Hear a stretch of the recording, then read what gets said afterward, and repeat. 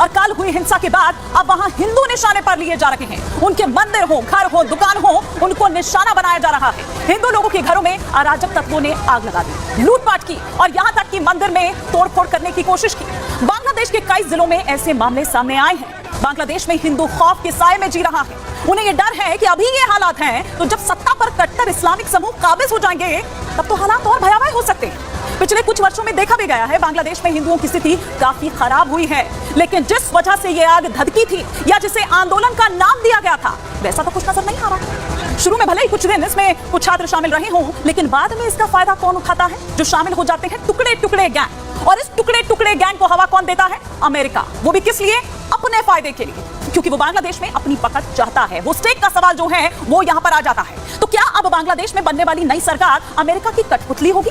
क्या वो अमेरिका के इशारे पर चलेगी? ये हम आगे आपको बताएंगे कि आखिर ये क्यों कह रहे हैं। कुछ एक्सपर्ट्स भी हमारे साथ जुड़ेंगे, उनसे तस्वीर समझने की कोशिश करेंगे कि अब आगे क्या, और भारत के लिहाज से अगर देखें तब क्या। ये बात करेंगे, ये भी बात करेंगे कि अभी स्थिति क्या है और क्या जानकारियां इससे जुड़ी हुई आ रही है। सबसे पहले हम आपको वो अपडेट यहां पर फटाफट से दे देते हैं कि किस तरह से जिहादी साजिश वहां पर अब देखी जा रही है और इन जिहादियों के निशाने पर कौन है? हिंदू। सरकार के तख्ता पलट के बाद भी हिंसा देखने को मिल रही है। हिंदू मंदिरों और आबादी पर हमले किए जा रहे हैं, उनको टारगेट किया जा रहा है, उनको बाहर निकाला जा रहा है उन्हीं के घरों से। वर्तमान संसद को भंग किया गया। फिलहाल सेना के पास देश की कमान है। सबकेरा जेल से 596 कैदी फरार हो गए। नई सरकार के लिए सेना विपक्ष का जो मंथन है वो चल रहा है। फिलहाल भारत की शरण में शेख हसीना है। बांग्लादेश के हालात पर सर्वदलीय बैठक भी हुई। भारत ने बांग्लादेश जाने वाली जो ट्रेनें हैं वो रद्द कर दी है। बांग्लादेश बॉर्डर पहुंचे बीएसएफ के डीजी, वो तस्वीरें भी दिखाएंगे और किस तरह की एक्टिविटीज वहां से देखने को मिल रही है ये भी हम आपको बताएंगे। लेकिन किस तरह से बांग्लादेश के निशाने पर हिंदू है वो उस पर फोकस अभी इस सेगमेंट में हम यहां पर कर रहे हैं कि शेख हसीना के इस्तीफे के बाद किस तरह का बवाल वहां बांग्लादेश में देखने को मिल रहा है। कट्टरपंथियों ने हिंदुओं के घरों को निशाना बनाया है। इस्कॉन और काली माता मंदिर जो है उस पर यह हमला किया जाता है, निशाना उनको बनाया जाता है। हिंदुओं ने सुरक्षित जगह पर शरण ले ली है, लेकिन वो कब तक सुरक्षित हैं, कब तक वो जगह उनके लिए सेफ है, ये भी है कि यक्ष प्रश्न उनके लिए बना हुआ है और वो चाहते हैं कि वो वहां से जल्द निकल जाए। बांग्लादेश में तीसरी सबसे बड़ी आबादी हिंदुओं की है। बांग्लादेश की जनसंख्या का करीब 8.2% हिंदू। हिंदुओं की आबादी करीब 1 करोड़ 30 लाख है। लेकिन 1974 से अगर हम बात करें, 70 के दशक की हम बात करें और अब 2024 की हम बात करें, तब किस तरह से ये लगातार घटता चला गया है वो भी हम बात करेंगे। और साथ ही साथ हम बात करेंगे उस विवादास्पद वो जो भूमि कानून है उसकी भी बात करेंगे। लेकिन पहले बांग्लादेश से आ रही जो तस्वीरें हैं, जो डरा रही है, जो भयावह है और जिसके बाद खौफ में है वहां हिंदू। ये देखिए, ये नरसिंगड़ी की तस्वीर, ये काली माता मंदिर जो है, ये मंदिर आप यहां पर इस वक्त देख रहे होंगे, वहां काली माता मंदिर पर हमला किया जाता है। किस तरह से तोड़फोड़ की जाती है आप सुन रहे होंगे। ये चीख पुकार किस तरह की सुनाई दे रही है। एक बार साउंड अगर आप अप करें, एम्बियंस अगर आप सुनाएं कि क्या उस वक्त वहां पर हो रहा था।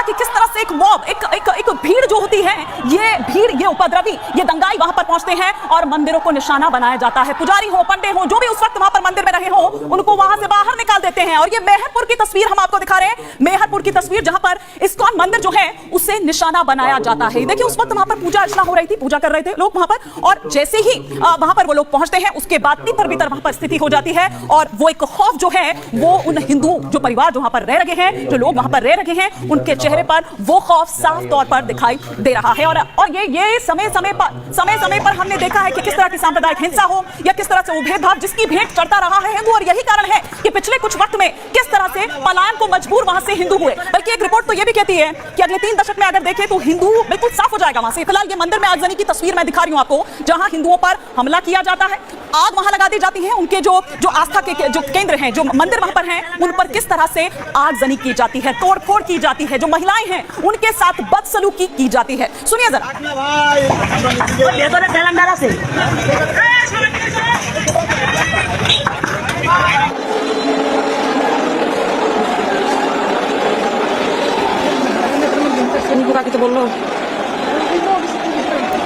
तो पहले हमने आपको मंदिरों की तस्वीर दिखाई जहां पर एक के बाद एक जो मंदिर हैं वहां हमला बोला जाता है। अब देखिए, जो हिंदुओं के गांव हैं उन पर किस तरह से एक पूरी भीड़ वहां पर जाती है, उनको उन्हीं के घरों से निकाला जाता है। ये देखिए किस तरह से वहां पर हथौड़ी, छेना हथौड़ी लेकर जो है वो वहां पर पहुंचे हुए। अगर वहां पर उन्होंने ताला लगाया हुआ है, घरों पे ताले लगे हुए हैं, क्योंकि कुछ लोग वहां से निकल गए, क्योंकि उन्हें डर था, उन्हें ये था, या जैसे उन्होंने बाकियों के घरों में उनको जाते हुए देखा तो उनकी दुकान हो, उनके ताले तोड़कर लूटपाट वहां पर की जाती है। उनके घर हो, वहां घुसकर महिलाओं के साथ बदसलूकी की जाती है और उनको उन्हीं के घर से बाहर कर दिया जाता जाता है। ये बांग्लादेश से आई जो तस्वीरें हैं वो हम आपको दिखा रहे हैं। लॉ एंड ऑर्डर एक बहुत बड़ा चैलेंज वहां पर बना हुआ है, लेकिन ये तब है जब सेना के कंट्रोल में है बांग्लादेश इस वक्त, तब ये स्थिति, तब ये तस्वीरें सामने आ रही है। और ये देखिए महिलाएं मदद मांगती नजर आ रही हैं आपको, लेकिन कोई उनकी चीख पुकार नहीं सुनता है। उनकी चीख पुकार खुद आपको बता देती है कि वो कितनी बेबस उस वक्त थी। सुनिए।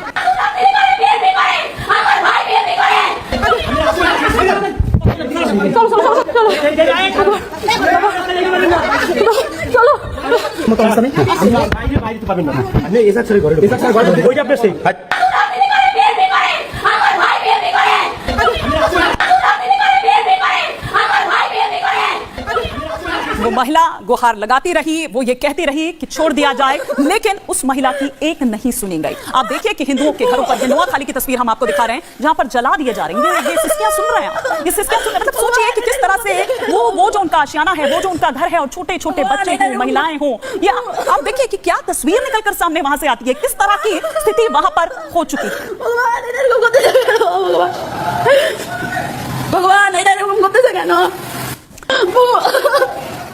तो ये तस्वीरें डरा रही है, खौफ में इसीलिए है हिंदू। ये तस्वीरें आप देखिए, और मदद की गुहार जब लगा रहे हैं तो कोई मदद भी नहीं कर रहा है, क्योंकि सामने वाला ये देख ही नहीं रहा है। वो देख रहा है ये हिंदुओं का गांव है, उसे जाना है, उसे सब कुछ तहस नहस कर देना है, उसे सब कुछ खत्म कर देना है। और ये देखिए उसके बाद ढाकेश्वरी मंदिर की सुरक्षा और उसकी रक्षा करते हुए जो हिंदू छात्र ही हैं, कोई और नहीं है वहां पर, कोई पुलिस नहीं है या कोई सेना का कोई आपको यहाँ पर नहीं नजर आएगा जवान, लेकिन जो छात्र हैं, जो खुद लोग, जो उनके बच्चे हैं, वो वहां पर जाकर उन मंदिरों की रक्षा कर रहे हैं। और ये बाजारों की तस्वीर आप देख रहे हैं, जो हिंदू बाजार है वहां, ये बांग्लादेश में जो हिंदू बाजार है उसमें तोड़फोड़ की जाती है, और फिर जो भी सामान है, जिसकी भी दुकानें रही होंगी, लूटपाट की जाती है।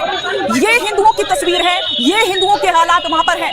इस पर हम और विस्तार से जानकारी भी लेंगे, बातचीत भी करेंगे, मेरे सहयोगी ग्राउंड जीरो से भी जुड़ेंगे। लेकिन हमारे साथ इस वक्त स्टूडियो में दो खास मेहमान जुड़े हुए हैं, जिनसे हम इस पर विस्तार से समझने की कोशिश करेंगे कि अब आगे क्या देखें। बांग्लादेश में तो तख्ता पलट के तमाम जो ये तस्वीरें हिंसा की निकलकर सामने आ रही है, लेकिन भारत के लिए क्या, अब हम यहां पर देखें। हमारे साथ दो खास मेहमान, मेजर जनरल वीके दत्ता हमारे साथ इस वक्त जुड़े हुए हैं, और साथ ही साथ मेजर जनरल संजय सोई इस वक्त हमारे साथ जुड़े हुए हैं इस पर और विस्तार से बातचीत के लिए। Major general V K Datta sir, मैं सबसे पहले आप ही से शुरुआत करती हूं चर्चा की। ये तस्वीरें देखकर रोंगटे खड़े हो रहे हैं, भयावह है तस्वीरें जो निकलकर सामने आ रही है, जिस तरह से चुन चुन कर उनको टारगेट किया जा रहा है।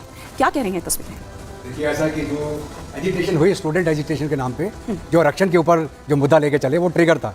ट्रिगर को एक सिचुएशन पैदा करेगी जिसके अंदर स्टूडेंट्स को इस्तेमाल करते हुए लार्ज स्केल मूवमेंट चालू किया, और बाद में ये एजिटेशन के माध्यम से जमाते इस्लामी के लोग इसके अंदर शामिल हो गए, और उस एजिटेशन को ओवरटेक करके इन्होंने सत्ता पलट का एक खेल खेल दिया वहाँ पे, शेख हसीना को पावर से हटाने का। अभी जब शेख हसीना वहाँ से रिज़ाइन करके चली गई हैं, वो बांग्लादेश में नहीं है अभी, तो अभी ये एजिटेशन करने का मकसद क्या है? अब ये हिंदुओं के टेम्पल्स, हिंदुओं के घरों पे अटैक करने का मकसद क्या है? ये सीधा सीधा जाहिर करता है इसके अंदर जो कट्टरपंथी पार्टियां हैं, पाकिस्तान के ISI के शहर के ऊपर जमात इस्लामी के लोग ये टारगेट कर रहे हैं जान के हिंदुओं की प्रॉपर्टीज़ को, ताकि एक ये सिचुएशन पैदा करें इस सब कॉन्टिनेंट के अंदर कि हिंदू यहाँ से पलायन करके चले जाएं। इसको बोलते हैं एथनिक क्लेंजिंग। पाकिस्तान में तो लगातार चल रहा है, वहाँ पे हिंदुओं की आबादी तकरीबन 3% से भी कम रह गई अभी। बांग्लादेश में जो 32% के करीब थे जब 71 के समय के बाद, वो आज के दिन में 8% पे रह गए हैं। भारत ही एक ऐसा देश है जो हिंदुओं के लिए एक शरण की जगह है, इसलिए CA का प्रावधान किया गया था कि अगर कोई हिंदू जिसको कहीं और जाने की जगह नहीं मिलेगी और वो शरणार्थी होकर आएगा तो भारत के अंदर उसको जगह दी जाएगी। अब ये देख के चले लोग बदले सब हिंदुस्तान में मुसलमानों पर अत्याचार हो रहा है, यहाँ तो उनकी आबादी बढ़ रही है, यहाँ पे उनको कौन सा खतरा है? सबसे ज़्यादा पीस एंड ट्रैंक्विलिटी अगर दुनिया में कहीं है किसी मुस्लिम के लिए तो हिंदुस्तान में है, वो किसी और देश में नहीं है। तो मैं एक इक्वेशन के तौर पे बता रहा हूँ कि अगर हमारे हिंदू जो देश के नागरिक हैं वो बांग्लादेशी हैं, अगर पाकिस्तान में हिंदू है तो पाकिस्तानी है, वो हिंदू तो बाद में है ना, तो पहले तो नागरिकता उसकी क्या है, पाकिस्तान है भी। आप ये देखिए, मैं उस विवादित कानून, भूमि कानून जो है उस पर भी आऊंगी, क्योंकि उस वजह से आप देखिए कि सारी संपत्ति हो, कुछ भी भूमि हो, वो सब तो हड़प ली उनसे किस तरह से गई, और वो किस तरह से, और साथ ही साथ ना केवल इतना, बल्कि एक रिपोर्ट तो मेजर जनरल संजय सोई ये भी कहती है कि अगले 3 दशक में, क्योंकि घटते जैसे 8% पर आ गए हैं, अगले 3 दशक में तो नामो निशान ही मिट जाएगा। नहीं, बिल्कुल हिमानी जी, जैसे कि अभी जनरल दत्ता बता रहे थे और आप भी कह रहे थे कि अभी सिर्फ 1,30,00,000 रह गए, पहले 32%, अभी 8% रह गए, ये कम होते जा रहे हो। बल्कि देखा जाए तो 2013 से 22 तक तकरीबन 1300 हमले हुए हिंदुओं के ऊपर, तो हमले होते रहे वहाँ पर। और जिस तरह से 3 ऑर्गेनाइजेशन में नाम लेना चाहूँगा, अंसारुल बांग्ला, जमात उल मुजाहिदीन और जमात इस्लाम, ये तीनों ही कट्टरपंथी ऑर्गेनाइजेशन थे। और ये जो इस समय में जीत हुई है, मैं ये दूसरी पार्टी की जीत नहीं मानता, ये स्टूडेंट्स की जीत नहीं है, ये जीत है इस समय में कट्टरवाद की धर्मनिरपेक्षता के ऊपर, क्योंकि अवामी लीग काफी हद तक धर्मनिरपेक्ष थे, उनके लोगों को भी जेलों में डाला हुआ था काफी बड़ी संख्या में, और यहाँ पर जब ये निकल के आए तो आज देखिए किस प्रकार का चीज सर बाद में नजर ही नहीं आई, क्योंकि भले ही शुरुआत आरक्षण के नाम पर हुई हो कि उसके लिए एक लड़ाई लड़ रहे हैं, उसके लिए उनकी तमाम